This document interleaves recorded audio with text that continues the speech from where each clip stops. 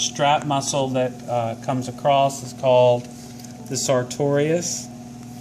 Okay, the flap muscle that is in the inner leg in the cat is called the gracilis. This flap-like muscle here. When we cut or splice, rather divide in half the sartorius, we have vastus medialis, vastus intermedius, and vastus lateralis. The gracilis, when we remove it out of the way, we have semitendinosus, semimembranosus.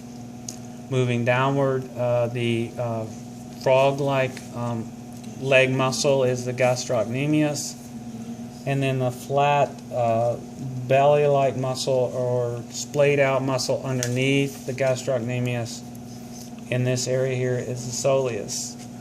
You don't have to know any other muscles in that part of the leg. I didn't ask you to identify any of the adductors here. On the lateral surface of the leg, then, you have this great big muscle, which is the biceps femoris. Okay, and then we have our tensor fasciolata, which some of the fascia has been ripped away, but we can recognize the muscle in here. If we splay out the two bellies of the biceps femoris adequately, we will find in here deep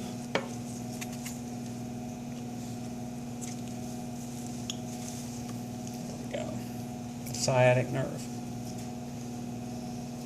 Right there. See that long shoestring white fiber? That's the sciatic nerve. Then, of course, you have the glutes, which is gluteus maximus, I believe, and gluteus medius, tensor fasciolata. I think that's it for the leg muscles that I asked you. In terms of